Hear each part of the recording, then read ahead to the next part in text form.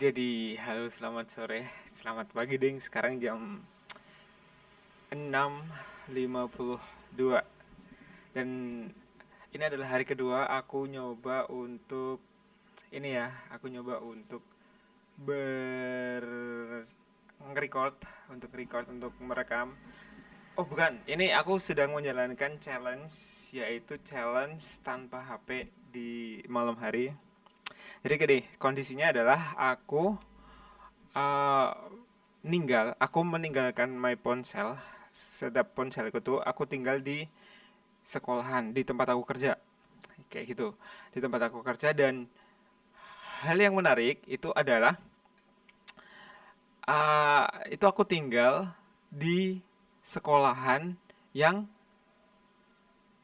jauh. Kan aku jarak sekolahnya tuh kalau dari tempatku sekarang ngekos itu sekitaran 5 kiloan, 5 kilo, dan itu butuh effort lah untuk aku ngambil. Kenapa aku melakukan itu? Apa tujuannya dan kenapa harus kayak gitu? Jadi sebenarnya itu aku sedang melakukan self experiment gitu loh. Yaitu karena ini alasan latar belakangnya adalah satu, karena aku terbiasa untuk menghabiskan waktu untuk scrolling TikTok, baca manga dan sebagainya kan. Itu benar-benar menguras waktu aku, dan aku butuh sesuatu cara supaya aku bisa supaya aku bisa eh punya waktu untuk mengurangi screen time. Jadi aku paksa lewat itu. Karena berbagai metode ya, seperti apa itu namanya? Aku hide aplikasinya. Tapi kalau wujud ponselnya tuh masih ada, aku tuh secara otomatis, secara sederhananya itu akan otomatis ke-trigger untuk ngambil. Dan itu ya gimana ya? Itu nggak bisa dipungkiri. Itu jadi kebiasaan, Cok. Aku harus ngubah itu, aku harus bisa memperbaiki itu supaya supaya kondisinya tuh secara psikologis itu lebih lebih terjaga gitu. Jadi aku ingin mengurangi habit ketika aku menghabiskan waktu scrolling TikTok dan membaca manga, kayak kayak gitu gitulah. Lalu setelah 2 hari, apa dampaknya? Sebenarnya nggak terlalu banyak ya dampak yang aku rasakan, tapi mungkin ada beberapa hal yang sedikit terganggu. Kayak misal aku harus lari pakai apa namanya pakai HP itu untuk uh, scrolling, untuk Starva. Sebenarnya itu bisa diatasi kalau kita punya smartwatch, tapi itu masih mahal buat saya karena itu masih berjuang banget guys. Lalu habit untuk membuat sebuah daily daily podcast atau daily podcast kayak gini yang tujuannya untuk melatih kemampuan untuk berbicara itu, dan juga untuk apa ya itu sebenarnya tujuan utamanya itu untuk belajar untuk public speaking dan menggunakan otak. Itu juga sedikit terganggu awalnya karena aku nggak kepikiran untuk bisa menggunakan laptop lagi gitu, ternyata bisa. Terus yang kedua juga yang lumayan keganggu, aku jadi nggak bisa ngonten. Padahal aku pengen, harapannya tuh eh kayak ngonten aja setiap hari kayak gitu loh. Ya ini penting untuk dicari solusi sih sebenarnya. Tapi aku sudah ada gambaran solusinya, yaitu aku di weekend kan, aku bisa megang ponsel lah. Atau aku kan megang ponselnya siang. Jadi mungkin aku bisa buat food text itu nanti, terus disimpan di hard drive. Itu jadi kayak kita buat konten yang short aja, yang pendek-pendek aja. Kita nggak perlu buat yang terlalu panjang-panjangnya itu mungkin akan jauh lebih membantu gitu. Jadi kita bisa buat banyak konten sekaligus gitu. Itu sebuah solusi, dan menurut aku, oh wow, keren juga ya. Terus dampak positif apa yang didapatkan dari challenge tanpa HP di malam hari? Sebenarnya habit untuk nonton baca komik masih ada. Kemarin jujur to be honest, aku masih baca komik semalaman. Tapi yang ini ya, to be honest, jujur aku nggak sampai malam. Itu yang aku rasakan. Jadi aku masih punya waktu untuk tidur. Jadi kemarin aku, karena apa ya? Karena posisinya kalau aku pakai laptop itu, kalau aku sambil tiduran itu sangat tidak nyaman sekali kalau mau dipegang karena susah. Jadi nggak bisa betah lama. Itu satu poin bagus. Terus kalau misal duduk, punggungku sakit kalau kelamaan. Itu paling 2 jam 3 jam udah capek banget. Tapi kalau pakai ponsel itu bisa lebih dari 5 jam 6 jam, Cuk. Dari jam 2 jujur dari jam 2 sampai jam berapa ya? Pokoknya sampai malam jam 12 malam, cuy. Itu ya, mungkin ada beberapa hal yang harus diperbaiki lagi, tapi itu udah jauh lebih mending daripada sebelumnya. Jadi aku ngerasa kayak space di otak dari input, apa ya, banyaknya informasi yang masuk ke otak aku tuh akhirnya bisa ada ruang untuk bisa berpikir lebih gitu. Banyak hal yang sebelumnya nggak ada ruang untuk difikirkan, tiba-tiba oh bisa nih kepikiran kayak gitu. Itu menarik banget buat aku gitu. ah Gimana perasaanmu hari ini? Ya kan belum ngomongin perasaanmu hari ini ya. Sedikit lebih bahagia sebenarnya, karena ternyata ya kalau kita menggunakan fungsi otak itu, kita nggak tahu ya, buat aku ya yang tipikalnya overthinking, kalau terlalu banyak menginput informasi itu malah jatuhnya jadi terlalu banyak mikir di otak, terlalu ramai, terlalu bisik kayak gitu. Jadi somehow ini aku udah agak lebih bahagia. Dalam artian mood aku tuh udah agak lebih bagus, nggak yang bagus-bagus banget tapi jauh lebih bagus secara mood. Aku bisa tidur lebih early, lebih awal, jam 9 semalam aku tidur jam jam 22.30, tapi aku bangun jam 4.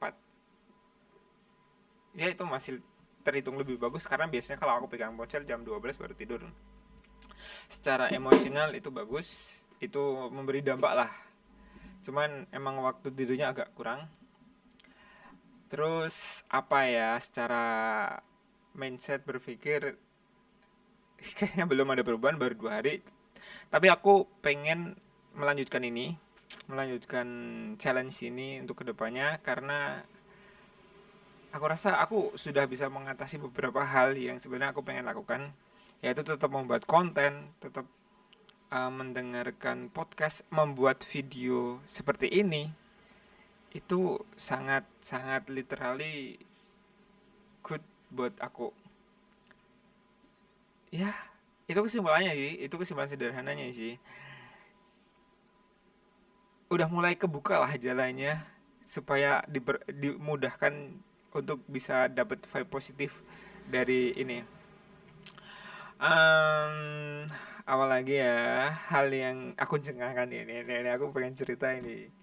Ternyata ya, kalian tahu kan, kayak kerasku waktu kuliah itu zaman, oh udah lama banget, 2010-an. Sekarang udah jadi dosen, anjay, keren banget, cuy. Gue dengar kabar jadi dulu tuh S2, sekarang udah jadi dosen. Ih, keren. Mantap, mantap, dosen tetap di UNJ, cuy.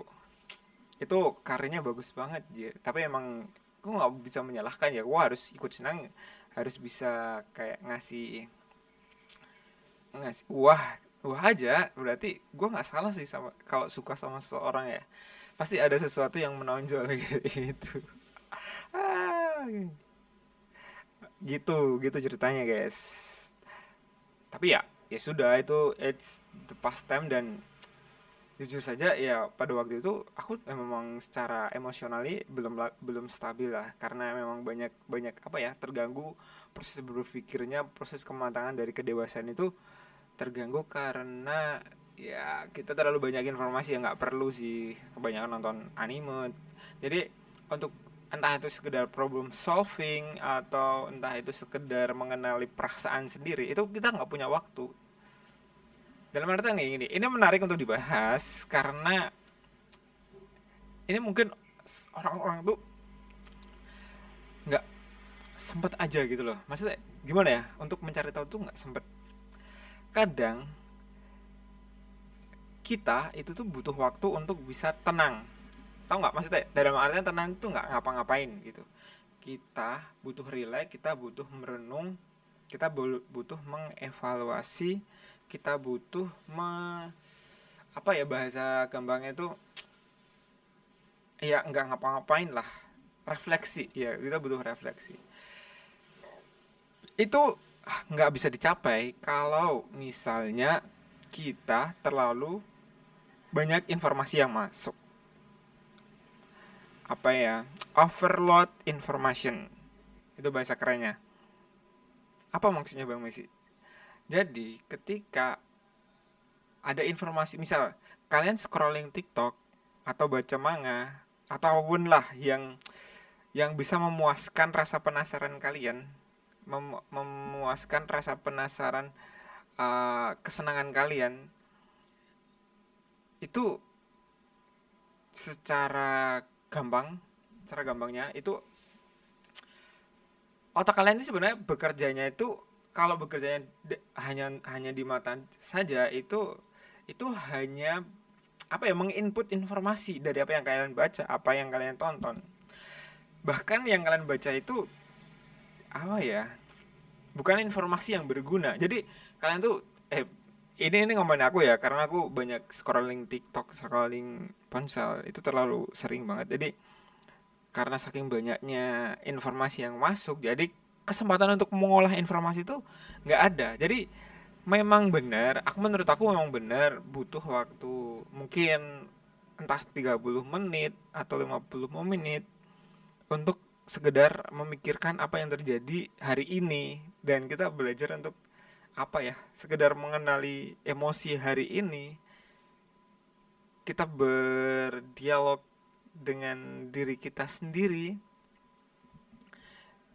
Itu sangat penting banget, dan mungkin anak-anak zaman sekarang tuh jarang yang bisa. Bahkan aku yang termasuk golongan Gen Z kayak gitu, nggak punya waktu, lebih ke ini ya, nggak punya waktu untuk bisa mencerna informasi yang masuk karena terlalu sibuk memasukkan informasi yang nggak penting itu. Kalian tahu apa itu,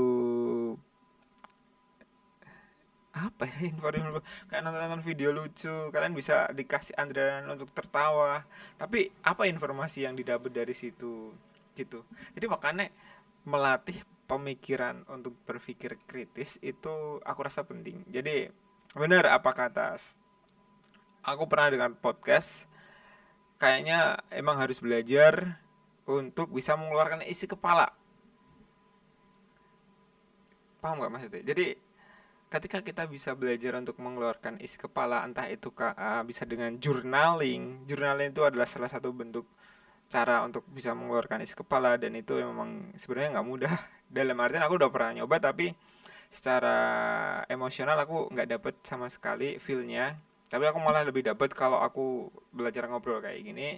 Aku bisa belajar untuk merangkai kata, aku bisa belajar untuk eh, memiliki kemampuan mengutarakan apa yang ada di pikiranku, dan aku punya kesempatan untuk bisa uh, apa ya, mengeluarkan isi unek-unek gitu. Karena kalau kita berputar-putar di dalam kepala aja, itu malah apa ya, ide-ide kita atau sesuatu seperti pemikiran kita itu nggak bisa keluar, dan itu bisa menjadi sebuah problem sebenarnya, sebuah masalah kayak gitu. Itu menarik untuk dibahas, tapi kayaknya cukup ya. Kalau tadi udah kita mengenali perasaan, ya aku udah lumayan bahagia, aku udah lumayan seneng, dan beberapa hal oke lah, nggak ada yang terlalu problem banget sih. Dan aku juga udah apa ya, udah semua cok, pengen ngebahas soal ini aja. Udah nggak ada cok, ini nggak ada cok, bener ya. Udah oke, itu cukup untuk hari ini. Besok kita ngobrol lagi. Sebenarnya aku ada sesuatu yang pengen tak pikir, yang diobrolin sih, mengenai waktu yang tepat, tapi sepertinya kita tunda aja lah. ceritanya di sesi lain. Oke.